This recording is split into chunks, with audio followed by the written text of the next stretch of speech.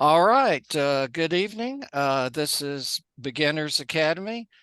Uh, Tonight, we're going to have a presentation by Scott Burnett of the Panama City Amateur Radio Club. He's taken the initiative to coordinate this year's club effort for Field Day. Um, so we're going to turn it over to Scott. Go ahead, Scott. All right, thank you, Greg. This is Scott W7DIA. Just trying to step in and try to be the coordinator for this event. Obviously, I still have a lot to learn. I've only done a couple of winter field days here, so I'm not going to go over the entire what is a field day slide here, but there is some basic information I wanted to cover in case anyone has no idea what field day is. Field day this year is going to be June 24th from 1800 UTC until June 25th, 2059 UTC. So over that Saturday and Sunday time frame. So it's just over 24-hour period there. So we do have some time to get some contacts and do as much as we can out there. The website you can go to is here on the screen, arrl.org/field day. Lots of information packets. There's so much there. I don't know if you can see if I'm on the camera or not, but there's a huge packet here to go through. The Facebook page is ARRLFD for Field Day, and then the Facebook group ARRLFD. If you're on Facebook, they would like everybody, if they could, if you're on Facebook, hit it up, make a comment, try to get the word out and share some information about Field Day. We're going to go over some bonus points later, and that's definitely 100 points for us for that. In 2022, there were 5,000 clubs that participated, over 30,000 individual operators, and we made 1.2 million contacts in 24 hours. So not too bad. I know before COVID, things were a lot more involvement there, but we're slowly getting back out there, I think, and it's good. And I'm definitely looking forward to attending this year. This year, after a quick survey of the group, I found that we're going to do the Bay County Emergency Operations Center in Southport. So that's where we're going to set up operations as an EOC, and we'll talk about the class that will be for that later. Jim, KO4YZI, is going to be at Pine Log State Forest.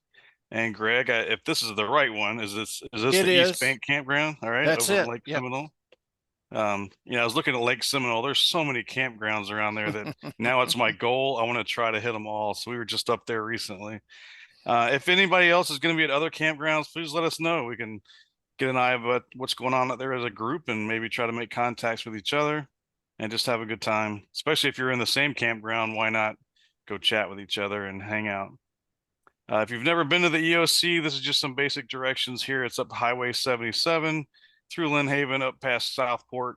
It's actually the Gulf Coast State College North Bay campus for anyone that's never been up there. Those are the easier signs to find on the highway, but it's not too far, and that's where we're going to be taking place there. One of the goals we have this year is we're going to try to set up the hex beam HF antenna, thanks to Bob. Going to bring this out, and that'll take us a little while, I'm sure, to remember how to put that together. So I'm looking forward to that. We definitely want to do that first thing in the morning because that's not something I'd prefer to do at 2 in the afternoon. But yeah, we can get to that first thing Saturday. That would be good. And I'm looking forward to helping with that as well.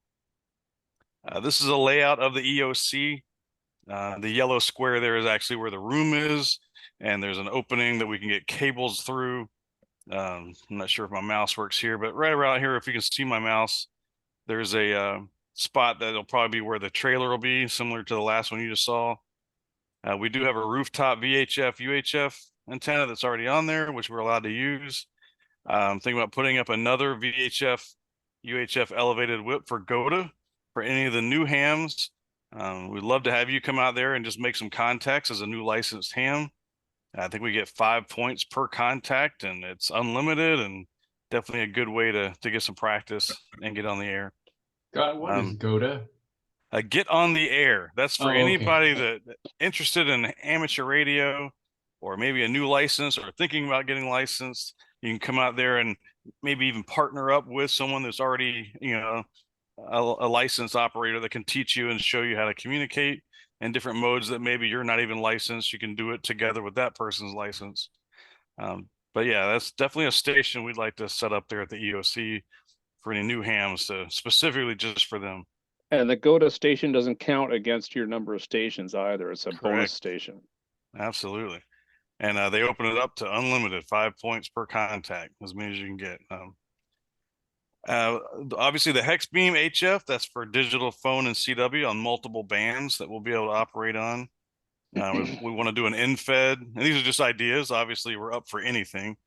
In-fed long wire to get that longer, lower band rates, 160, 80. Again, digital phone and CW. And then probably a whip HF just as another alternate mode, depending on how many radios, again, operators and radios total. And that's for another digital phone and CW, maybe on another band, or just as an option backup, or just to see and play with different modes, different types of antennas and see who you can reach.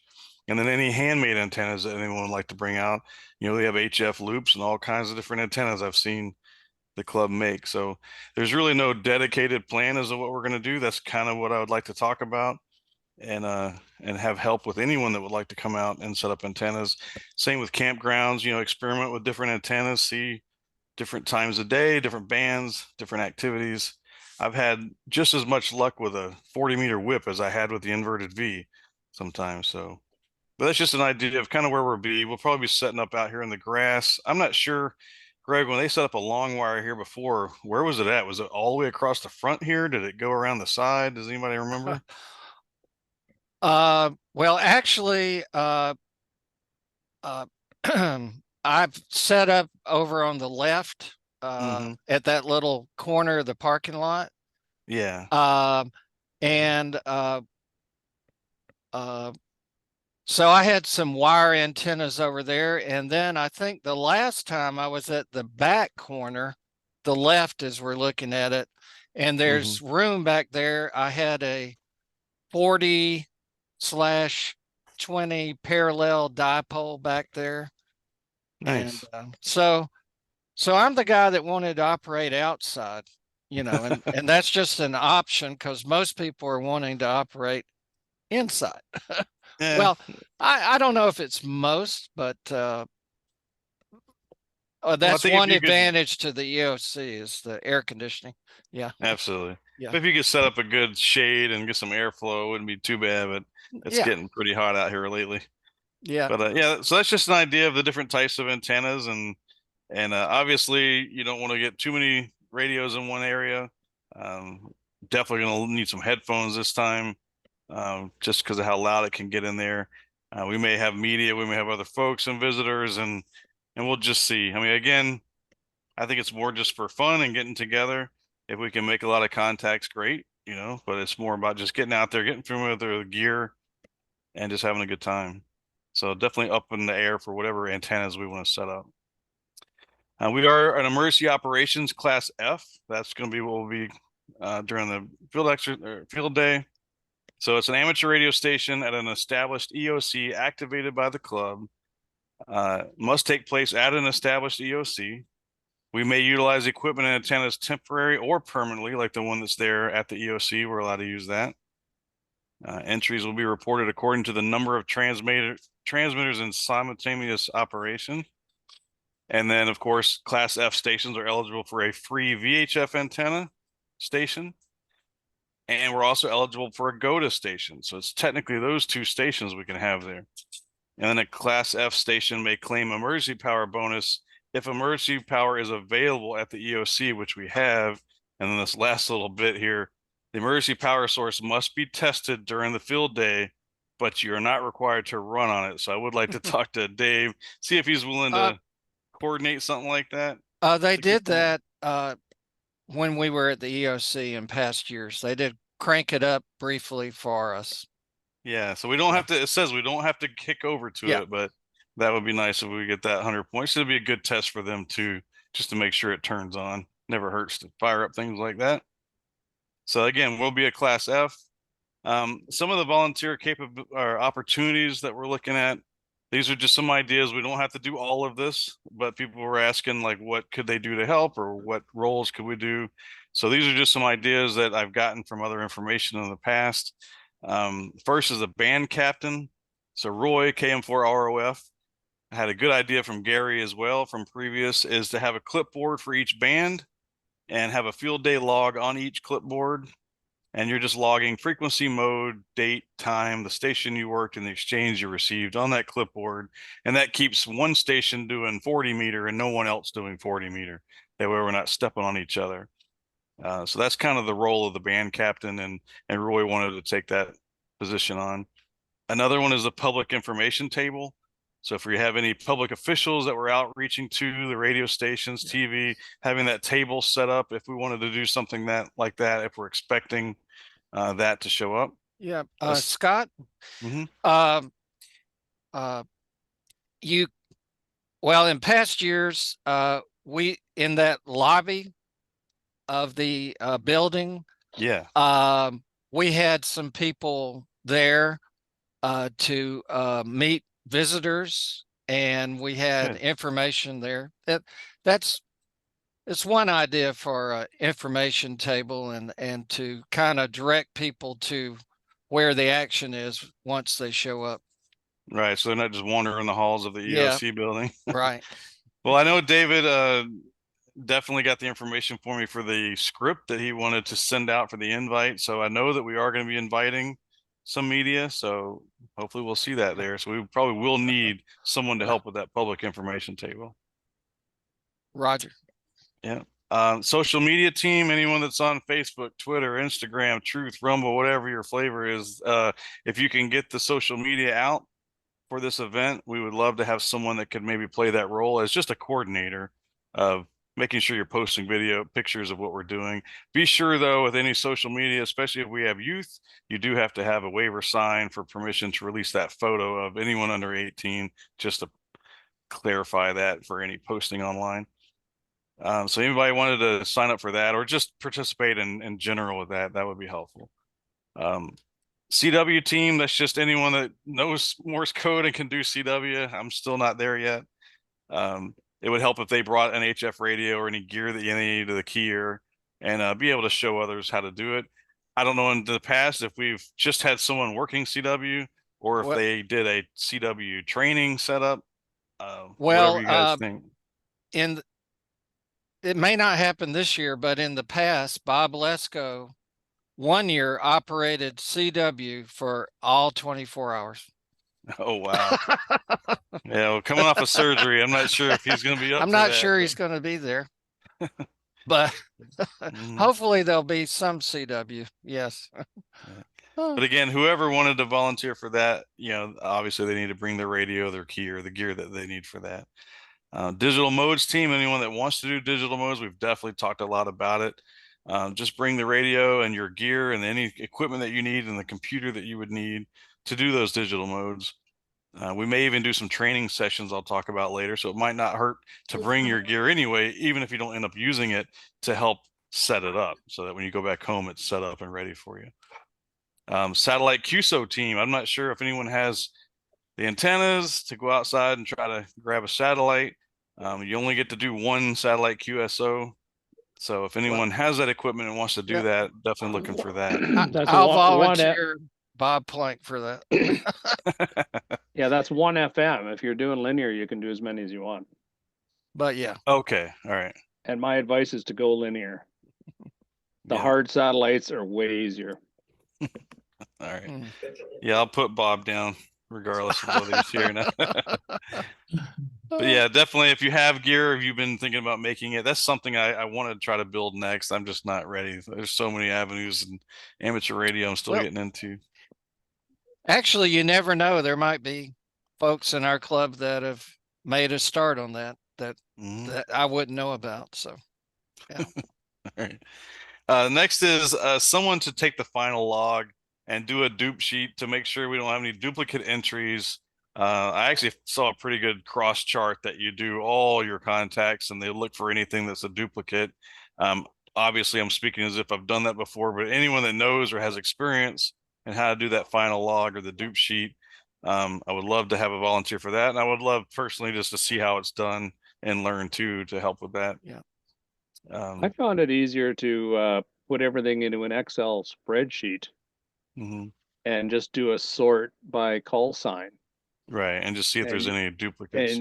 jumps out immediately, and then just make a note of where it is and go nuke it from the Cabrilla file. But yeah, the dupe sheet is that's a lot of pencil and paper. I can't resist bringing this up, but one year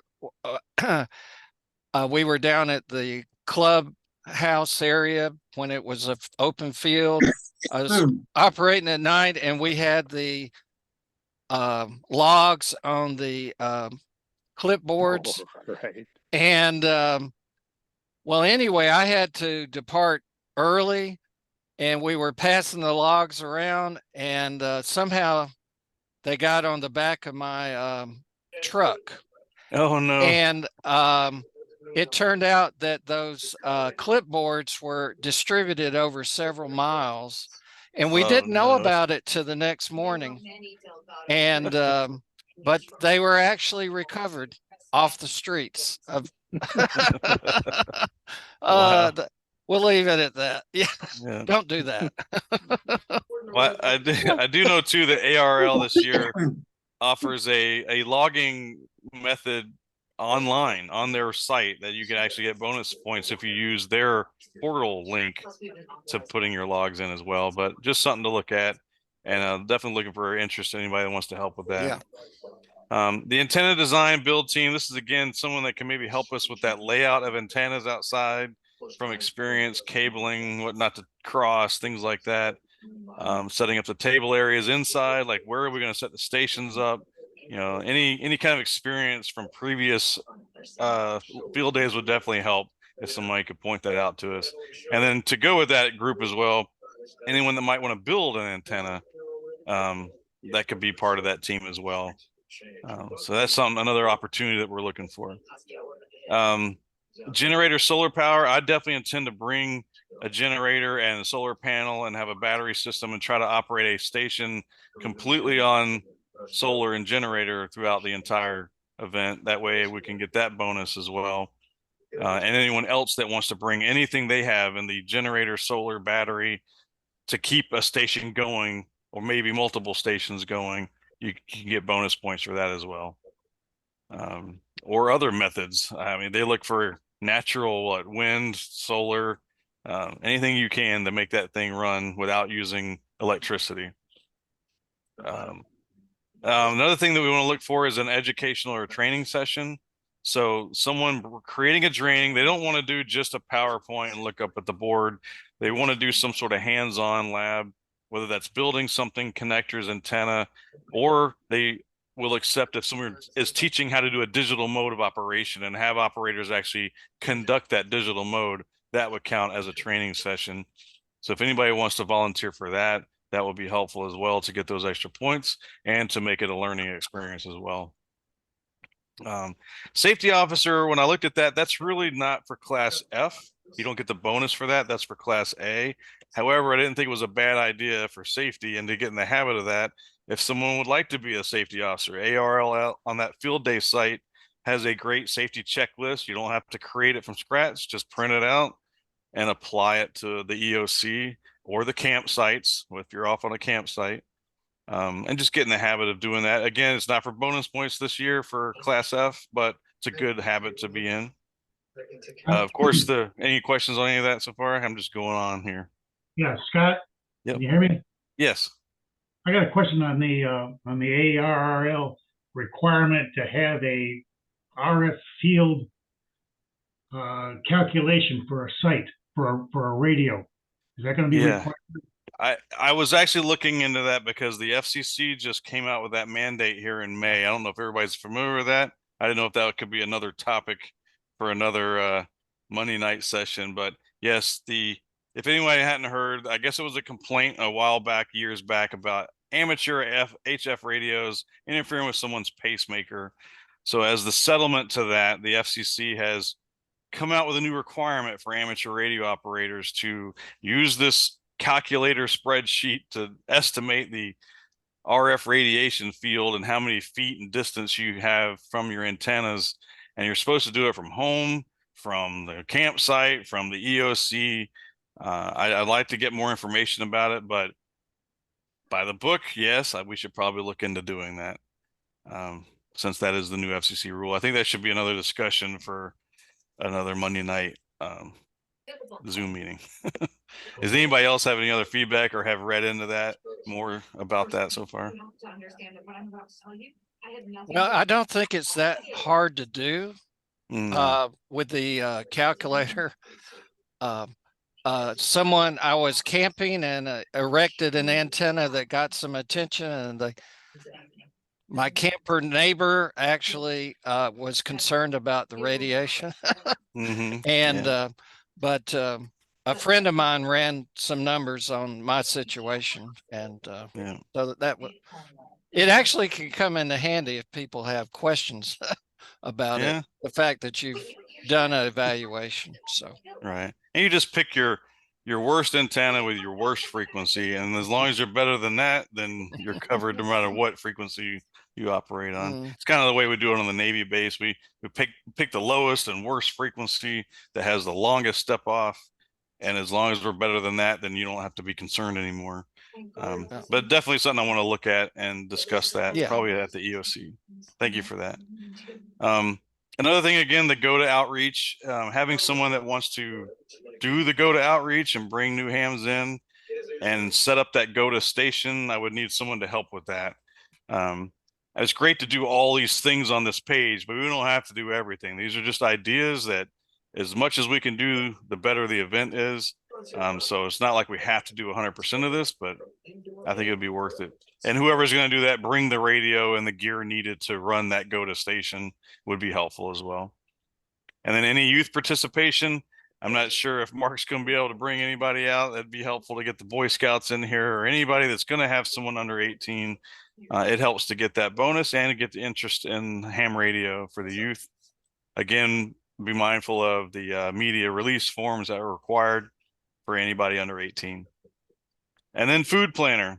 We did talk briefly about PC ARC Club, providing maybe dogs, burgers, and buns kind of thing, but there's other things that we would need, like a grill and charcoal and utensils and condiments and paper products and maybe a serving tray, coolers with ice and water, these things. Now we do have access to the break room and the kitchen area, and there are things in there that we have access to, but having coffee and donuts maybe each morning would be nice. Maybe somebody could volunteer, or a few of us could volunteer for that kind of stuff.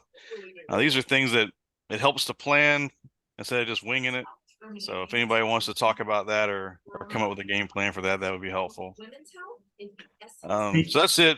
Any questions or comments about that part so far? Scott, have you possibly considered a food truck, a roach coach?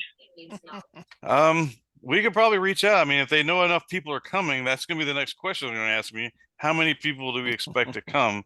That'd be what they would ask me, right? So what would that answer be? Does anybody have an idea of how many people show up to a field day?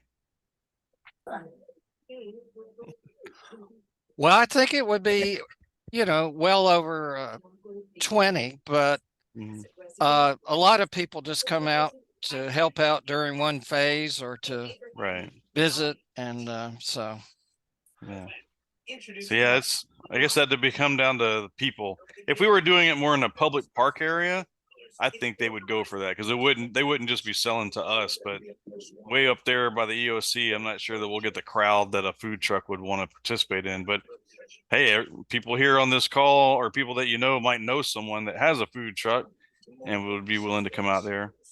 But until then, we should probably plan for at least some burgers and dogs, and some smaller meals to get through. But anyway, that's what I've got as far as tasks. Are there any additional tasks, things that maybe I hadn't thought of or that you guys have seen or needed from previous field days? Well, I'm sure you saw it, but there's something in there about inviting served agencies and things like that, like the Red Cross. And that'll be on the next for bonus points, but I'm just talking about as far as setting up the EOC or setting up for field day. Is there anything else that I didn't think of? Yeah, for inside the EOC itself, I guess.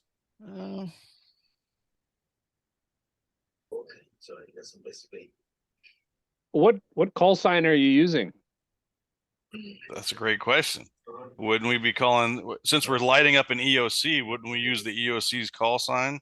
The BAY one that has Bay in the name? Well, you have a choice. You could do W4RYZ. I think that's a great question for the club in general. Yeah. Because it actually said as a Class F, you're activating an EOC. yeah, So I well, would that's the think that we'd be motivation to use activating- the other call sign, but Right. you do have the club call sign. Which, Yeah, and in fact, if you go back to that slide, it says you're activating the EOC, and can buy a club or a non-club group. So I think it's optional whether you use the EOC call sign or the club call sign. We got the same thing going on up here for yeah, but for which field one day. is shorter? Huh? W4RYZ easier to is distinguish. right. Actually, I don't recommend this, but you can actually get a 1-by-1 call. But well, we did that one year.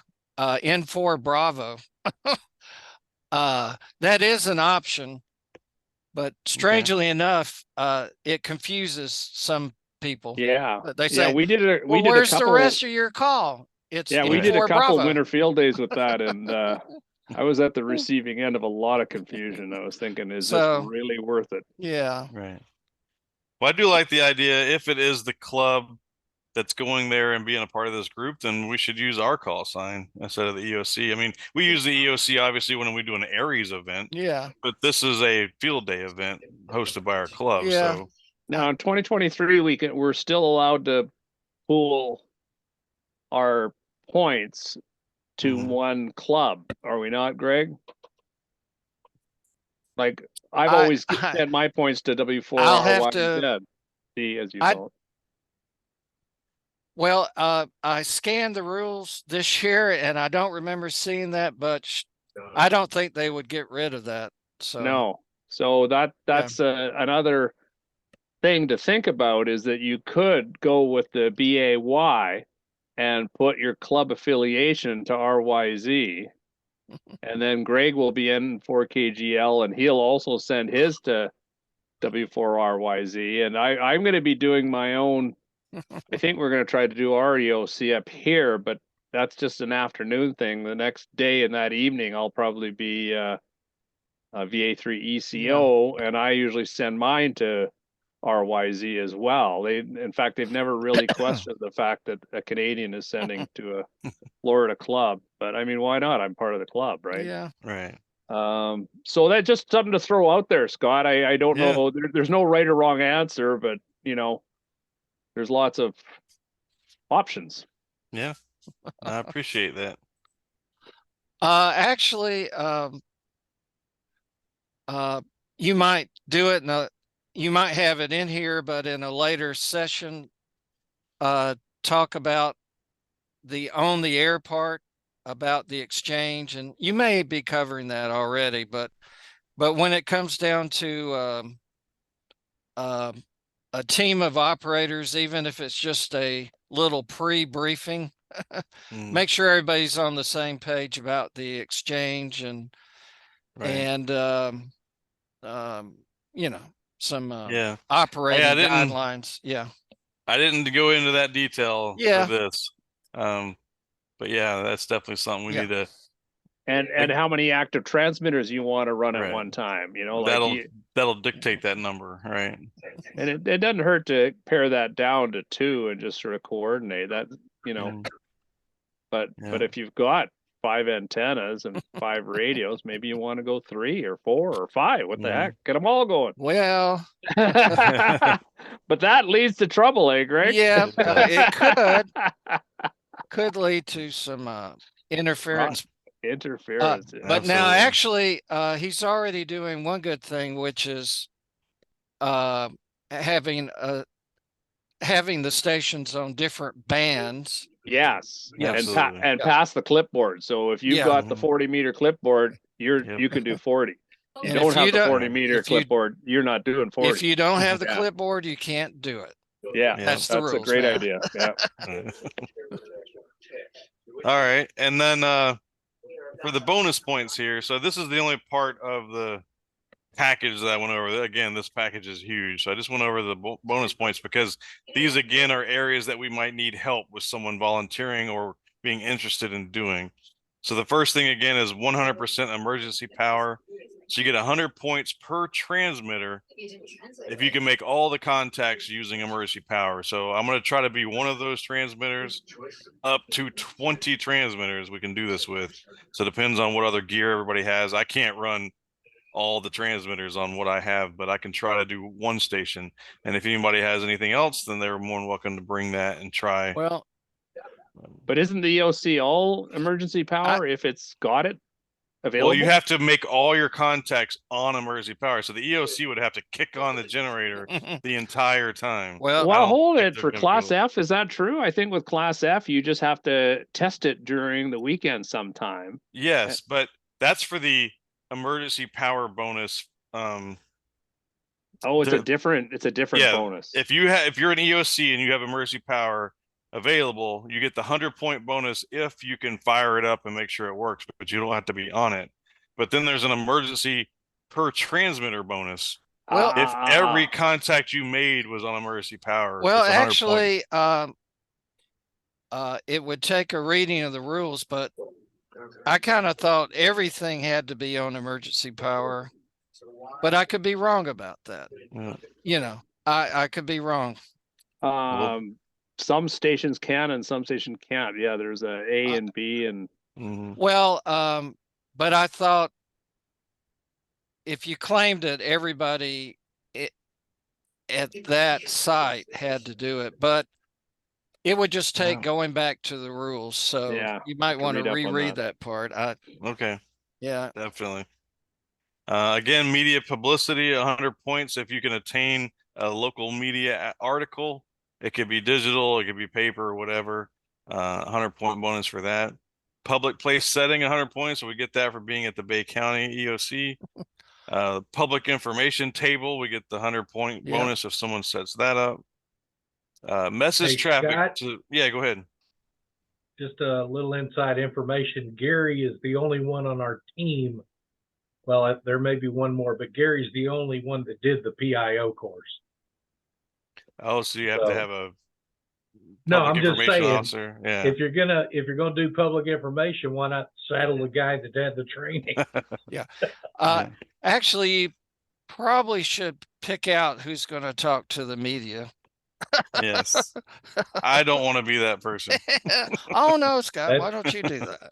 That's what I'm saying. Gary's the one with the training. He got voluntold.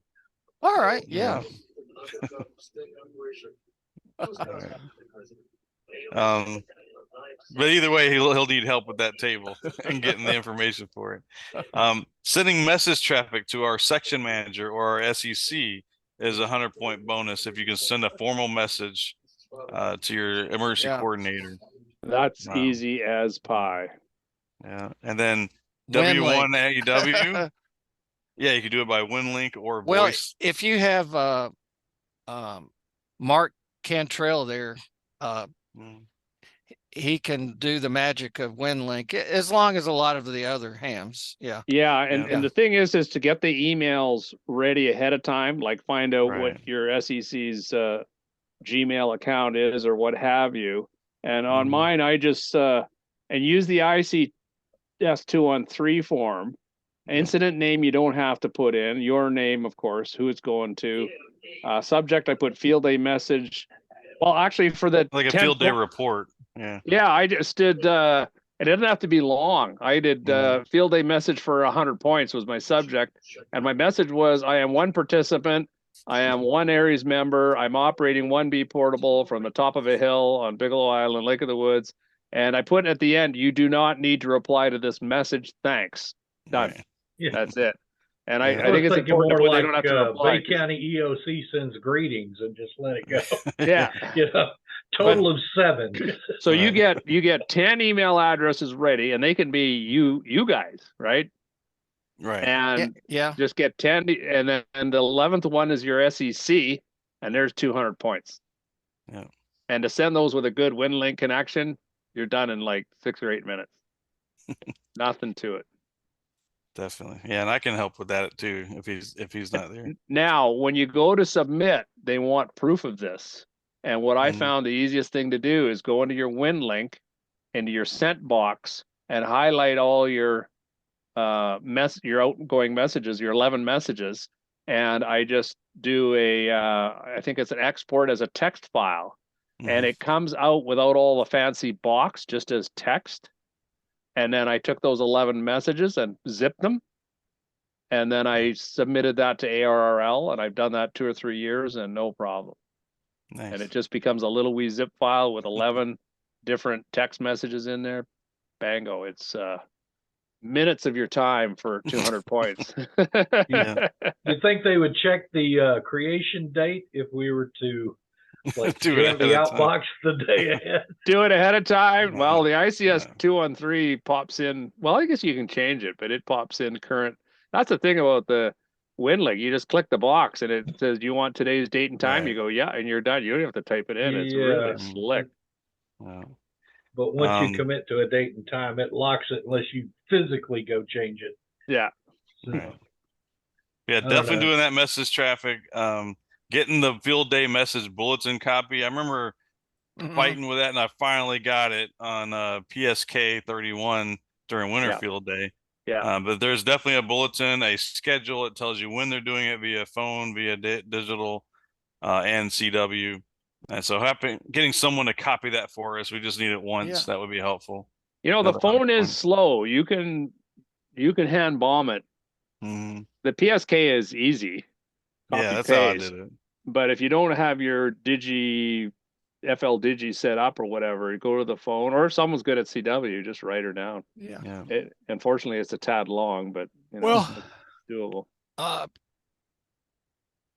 ARRL field day allows FTA. Well, it's already been mentioned, but Yeah. there's so many new hams that have already got experience with FT8, so you Right. should be able to staff. Yeah, if you've got That FT8 station. running, it ain't Yeah. much to get FL Digi on the same computer and the WinLink Mhm. on the same computer, you know, and then bing, Yeah. bang, bang, you got them all. I think I ended up I didn't copy the whole thing because I was too late, but I ended up using FL Digi in CW mode and receiving CW. Wow. That's But cool. Yeah. it took me too long to get it set up, and I missed the beginning, so I ended up having to do PSK later.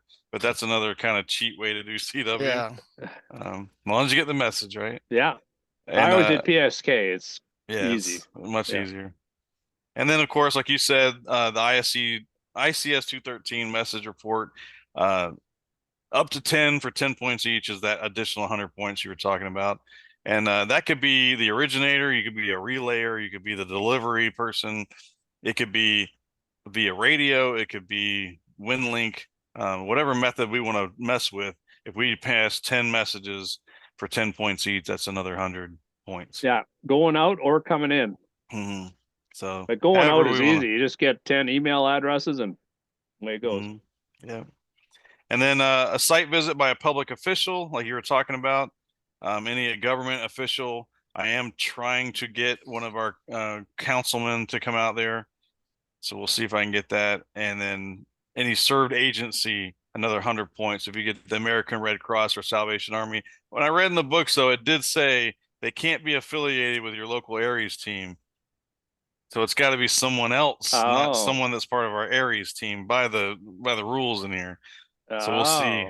We used to cheat on that one. Yes. Don't invite the Panama City Beach mayor. No. Hey, Scott. Well, I guess you can. I won't be there. I'll be at Right. Hey, Scott. Yes. Why don't you get the new emergency management director to show up and then tell the press that he's coming and they can come do an interview? We'll kill two birds. There you go. Sounds like a As good long job as, for as Gary. long as they're willing to come out on a Saturday on their day off. Who, the media? No, the official. Oh, the emergency director? Hmm.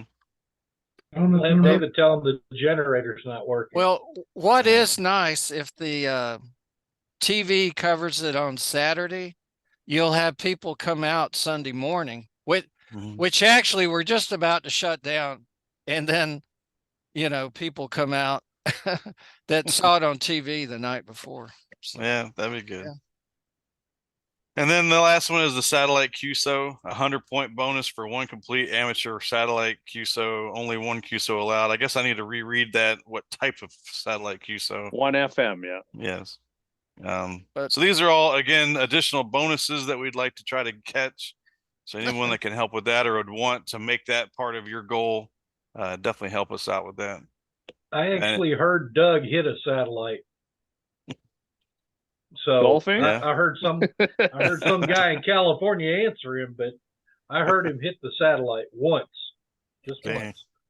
The Nice. problem with an FM satellite on field day is everyone and his dog is going. Trying. Yeah, And Yeah. we're down to how many satellites now, Greg? Now the Tevel satellites are just getting up and running. I'm just looking at the AMSAT bulletin board posted today.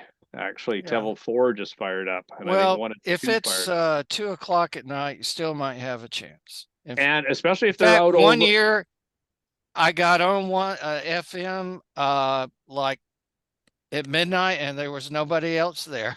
Yeah, and if it's out over the Atlantic, you guys have an advantage of that too. Like for people in the center of the continent like me, it's flooded by the time it gets near my range. But you guys, if you find a pass that's east and an odd hour, like Greg says, you might pull off an limits. FM one. An FM Right. is much easier as far as you don't need the Doppler correction as much and stuff. So Okay. definitely trying ahead of time would be smart. And do you know anything about these Israeli Tevels? No, Greg? I've heard of it, but I don't know if they're that details. strong. The ISS FM has got power to spare. That's a beaut. If you can get on that one, because it hears well and it transmits well. That's the one to shoot for. You can get that over the Atlantic before it gets swarmed by a bunch of people. If you're doing FM, that would be the one to go for, I think. Yeah.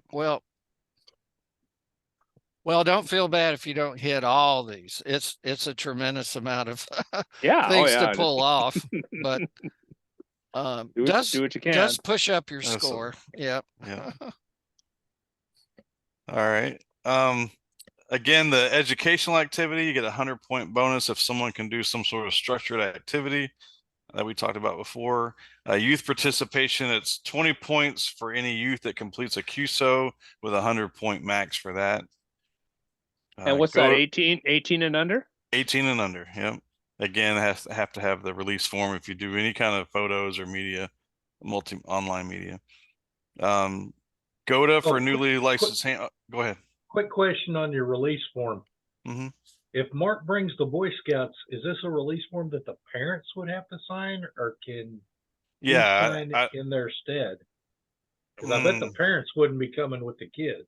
That's probably not a bad idea. If you know ahead of time, he should probably take some forms ahead of time when he sees the parents. True, or just don't put the kids on the online. But or we don't do pictures with them. So. Yeah. ARRL again with Facebook, they want us to try to flood them with photos of what we're doing, and then they'll choose photos that they'll end up on their site as well later. So that's when you have to be mindful of who's in the picture, because you never know, especially if somebody posted it. We want to make sure we have that release form. The GOTA newly licensed hams, 5 points per QSO, whether it's CW, digital, or phone. There's no limit, and there's a 100-point bonus if a mentor coaches a GOTA and makes 10 contacts. You get another 100-point bonus on top of that. As per FCC rules, the station must have a valid control operator present at the control point if you're operating beyond the license privileges of that GOTA participant. So that gives a new ham a chance to operate in modes they're not licensed to operate in, as long as the mentor is licensed to do it. That's why I want to try to get the new licensed hams out to do that. Show them what they could do. Again, promoting field day on social media, 100-point bonus if we can show the field day activation to the general public on Facebook, Twitter, Instagram, etc. And just showing proof of that, I guess, that, hey, we've activated field day on Saturday, and post that on social media. You can do a graphic on the AIR site. I guess Greg or Yep. Gary could do it on the club site. Yeah. That's But all we have to do, right? Just Yeah, a if I look, graphic saying, it does have to be a social media platform. So it can't just be like your club's webpage, the way I read it. I think they want it on a social media platform. So we'll what's have their to look. definition if it's not Facebook? I don't know. So we'll I don't reread either. that rule. But they called it specifically social media platform. I don't know. That's what I was- that one shouldn't be too bad, you know. Mm. Anybody that's got a Twitter account can handle it. Facebook, there you go. I looked up some of the scores recently because we do try to merge our scores together as Panama City ARC. And just looking over the last 2022, 2021, 2020, I've noticed since 2017, we've kind of have a trend of getting less and less and less points. So not that I'm saying I want to beat every high score ever done, but I figured let's try to at least beat last year's. How about we start there? Yeah, but you don't have 2018 and 2019. Those were kick butt years right there. Yeah. Anyway, I just wanted to put that out. So these are all the different opportunities for us to earn some points and get some experience in different modes of operation and equipment styles. The last thing I have is just this preliminary schedule. Of course, nothing goes to plan, but at least you start off with some sort of schedule. And what I was suggesting here is maybe Friday from 5 to 7, we can meet for anybody that has some preliminary gear they want to drop off at the EOC overnight. Maybe even have a final discussion of the antenna farm. So whoever is helping with that antenna design might be our last little walkthrough to say, all right, this antenna is going to go here. This antenna is going to go there. And then Saturday morning, I don't know, again, if we want to stay Friday night. You guys have done it in the past. Have they stayed late and set anything up the night before, or do they just wait until Saturday morning? I believe it's been Saturday morning, but okay. Yeah, because you're not allowed on the air till 1 o'clock, is it? Right. Yeah, 1 p.m. 1 p.m. is when it begins. So I just think more heat. I would rather do a lot of setup. Believe it or not, personally. even at 7 a.m., the heat is tough. So need plenty of water out there. Yeah, to drink. Yeah. I figure a small group could meet there Friday night to discuss, and anybody that just wants to, in general, drop things off that you don't want to lug in on Saturday. Yeah. I'm sure this probably has happened, but there's obviously coordination with the Gulf Coast people about the facility. Yeah, we've already talked to them. That's good. And I presume that Gulf Coast College is okay with this? Yeah, Dave's already coordinating, letting them know that we're going to be there Saturday and Sunday. What we're not sure on 100% is Friday night. So we want to make sure there's no classes there Friday night. So we'll play that by ear, but it won't be after 6. So either way, we'd still be able to get gear in there by 7 o'clock if we needed to store it overnight. But anyway, that's kind of what I was thinking. Friday night is just a small, quick get together, discussion about layout, drop some gear off. Another thing you can do for the people that may not hear this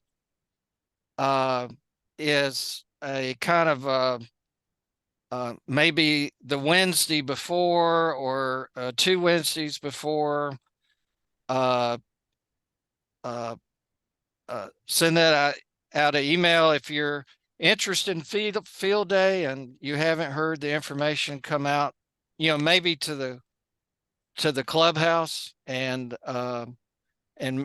maybe you can, sorry you have to do it twice, but there may be people that aren't with us tonight or may not catch it. Yeah. Yep. So not a problem. Yeah. It's kind of the last call. Of course, they can just show up anyway, but it's helpful. And I think we were talking about that. The Aries meeting is that Thursday. Okay. Well, that's a good opportunity. So we were going to talk about it one more time as at the Aries meeting. So I'll put that down as well, that, hey, we can make a group announcement.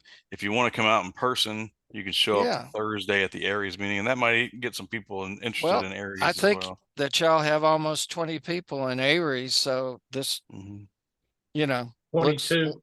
22 looks like a great opportunity for Aries and the club. And this is awesome. There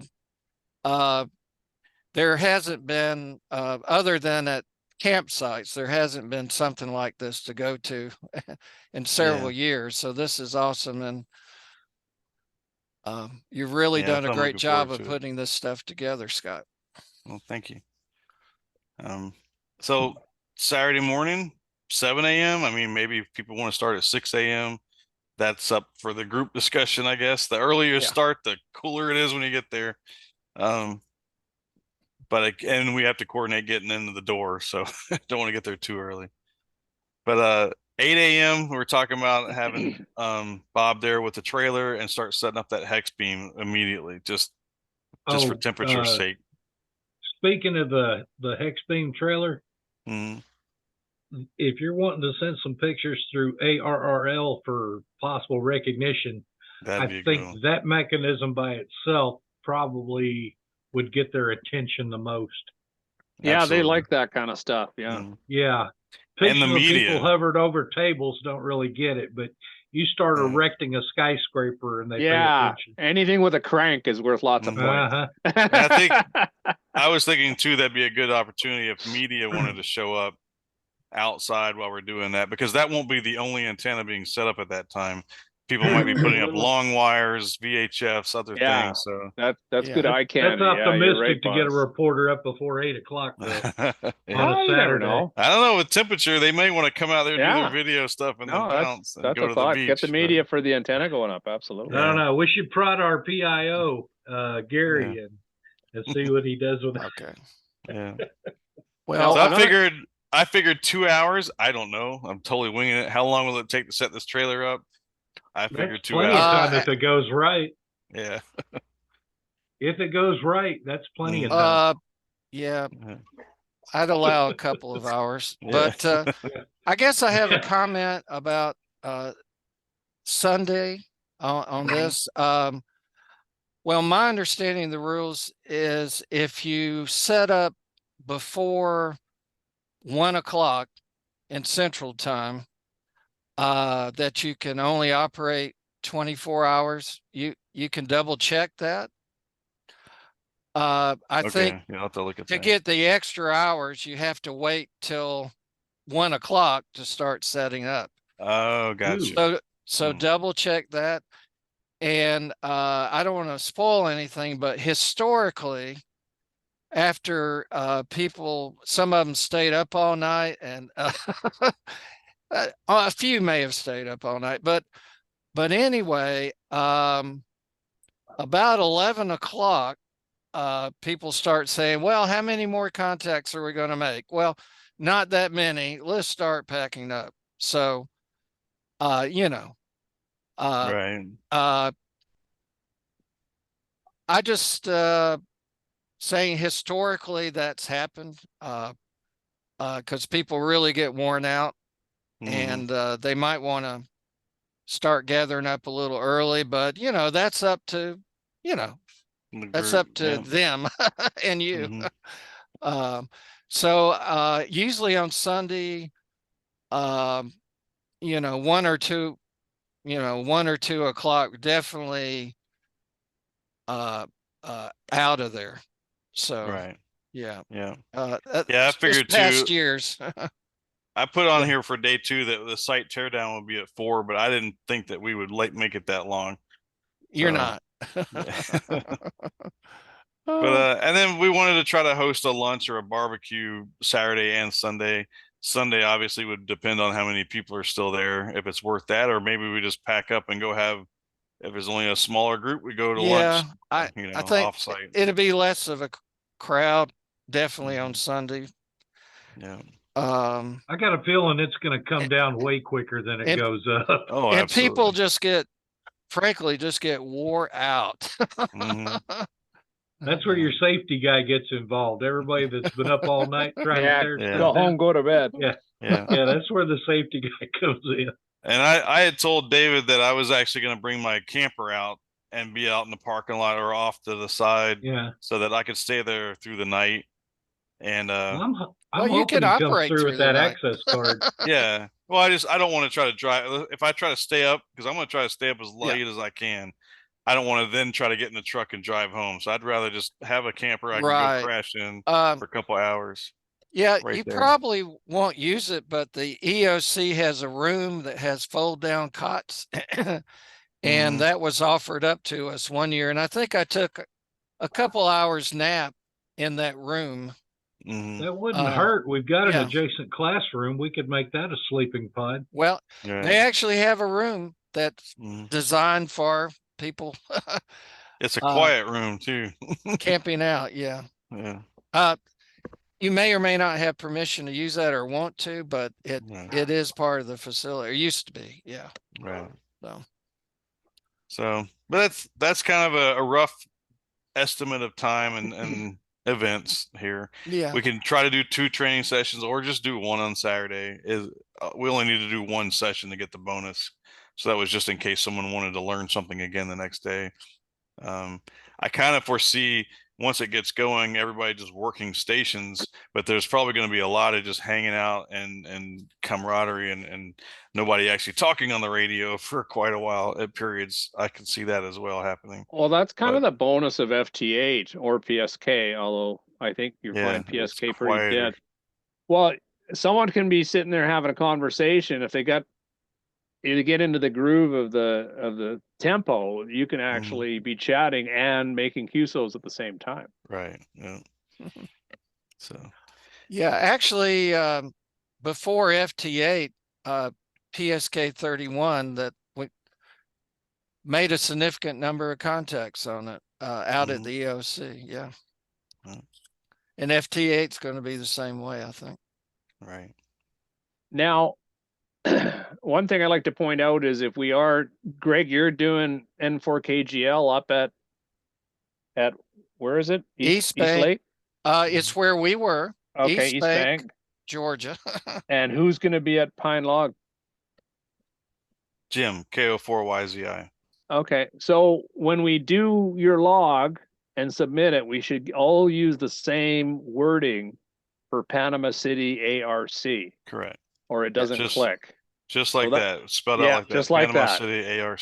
Panama City space Panama space city space ARC. Yeah. Yes, that's what I'm doing. Yeah.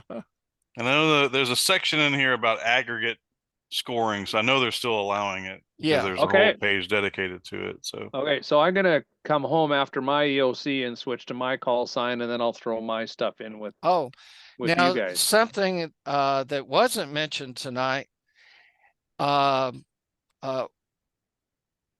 This is a great opportunity, but people on field day can operate from home, as Chris just said, and they can identify Panama City ARC. So, you know, if somebody wants to do some operating at home under their own call sign, you know, it's not strictly a field activity. There'll be a whole lot of home stations, and I think they're category D, I think, or E. Yeah. And maybe they come out to the EOC just for a little while, hang out, and then go home and finish doing stuff from there. Absolutely. Yeah. So now, amalgamating your logs, like if you run digital and phone, and in Greg's case CW, trying to get them all into one Cabrillo file is a bit of an art. Greg, I know you're kind of one of the gurus of doing it. I think that might even be a talk worth doing in the week or two after. And discussing that and maybe guiding people on that, because it is a little bit complicated, I gotta say.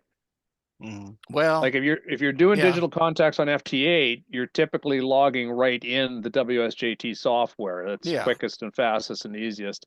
And then other people are, like you said, logging on clipboards. Fantastic. That's good too. But trying to mesh those together is can be tricky, but it can be done. Let people know who are doing it at home, preserve your log, and we'll get it sorted out afterwards. Yeah, absolutely. Exciting. All right. Well, actually, you're avoiding one aspect of complexity, so to speak, by paper logs. Well, except probably for FT8, it will be logged digitally, but you won't have to be putting software packages on multiple computers. Yeah. And paper logs will work out for you. Yeah, it's a good way to do it. Yeah. When I did Parks on the Air, it was logging it, but I was also clipboarding it. So I was doing both at the same time. I'm still paper for Parks on the Air. Greg has gone high tech, but I'm still paper. Sometimes when I went to the island, it was on paper. So and Bob was on paper too. Yeah. So, but anyway, if you were using the computers and tying those all together, that would be a project unto itself. On itself, right? Now, a lot of people take that on, but with your approach, that's one thing you won't have to do for this year, other than reminding people about that log that's going to be in FT8 that you want to you want to pull those together. So, and I think we had until like July 30th or something. Like, you've got time to collaborate it all together. So yeah, just stay on it though. Yeah. You forget. One time I actually did it, but I didn't turn it in, and I was just laying in bed, and I said, I didn't turn that in, and I said, it can wait till morning. It can wait. Surely it can wait till morning. But then I got up and read the rules and everything, and it was due in about an hour. So oh my gosh. I almost missed it, and they don't want to take it after the deadline. Oh, so. no. Awesome. All right. And then the last thing I got is t-shirt order. So originally I was going to make the t-shirt order on the 30th of May, but Tim had a good point. He went to order his own t-shirt, and a few of the sizes were already selling out. So I've gotten some orders. I've been writing down everybody that's been emailing me. I'm thinking about placing the order tomorrow. So I want to try to get the word out one last time. If anyone wants to order a t-shirt, let me know. I'm just going to order them all and pay for them, and everybody can pay me back later. And but I think we should order it tomorrow, and hopefully we'll get all of them and get them in time of the event. But they're $20 each. That's kind of what it looks like. And they go from small to 5X. Tim told me that he thinks he heard that 3XL was out. But just if I place it tomorrow and I can't order your size, I will let you know, and maybe we can order another size larger or something. Cool. I got mine. They did come relatively soon after I ordered also. All right. Yeah. Awesome. And I think that was it. Yep. That was all I got. So I'm looking forward to it. Pretty well true to size there, Greg? Yeah, I got extra large. Okay, no extra large jokes now, please. I should have wore it tonight. Yeah. Well, Scott, I want to thank you again for a very good presentation. Covered a lot of ground, and we've got it recorded, and I'll put it on YouTube so we can share it with the club, and that'll help club members get on board. So, all right. Thank you. All right.